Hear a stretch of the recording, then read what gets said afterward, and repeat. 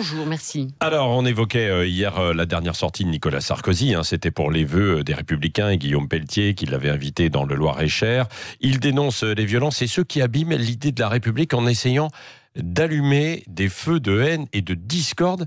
Est-ce qu'il est vraiment inquiet, l'ancien président de la République, Arlette ? Oui, d'abord, il faut toujours préciser qu'il faut désormais s'habituer aux sorties des ex-présidents. Nicolas Sarkozy ou François Hollande, les mises en garde, les conseils, les admonestations, ils n'en sont pas avares.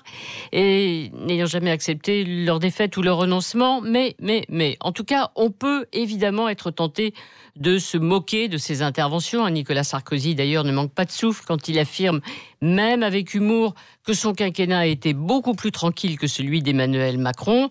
Il ne faut jamais oublier qu'il a été particulièrement clivant. Ces petites phrases, le casse-toi pauvre con, est resté extrêmement célèbre. Des provocations qui ont marqué son quinquennat. Et puis, sa réforme des retraites n'a pas été non plus le fruit d'un compromis. 2 millions de manifestants dans les rues. L'hostilité de tous les syndicats, CFDT comprise. Il a été le premier président de la République dont la personne a été insultée autant que sa politique était contestée. Ce quinquennat a été celui de la désacralisation de la fonction présidentielle. Alors c'est peut-être parce qu'aujourd'hui, avec beaucoup de lucidité et de recul, il est conscient de ces glissements, de ces dérives qui ont évidemment continué sous François Hollande, cette perte de légitimité, d'autorité des élus, comme d'ailleurs des responsables syndicaux, que Nicolas Sarkozy, je dirais, lance une véritable alerte en nommant, il faut bien retenir cette phrase, les 4 cavaliers de l'apocalypse républicaine. L'indifférence, l'abstention, l'antiparlementarisme, la haine de l'autre sont toujours annonciateurs en France des pires troubles politiques.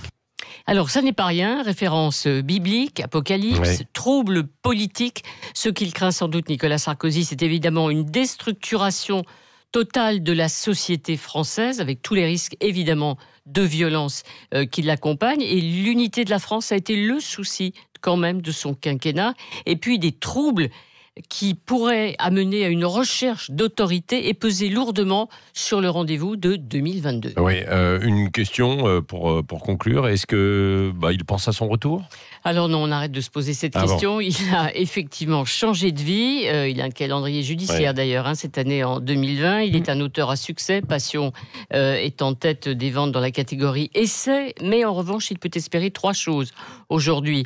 Être entendu par Emmanuel Macron, qui c'est vrai le consulte ou le voit régulièrement, et peut-être l'intérêt de cette alerte un peu forte. Être écouté par les Républicains qui sont en reconstruction et devraient sans doute bien installer dans leur programme l'autorité et le rassemblement. Et puis peser évidemment sur le choix du candidat des Républicains pour 2022, celui ou celle qui justement devrait troubler le duel annoncé Le Pen-Macron. Oui,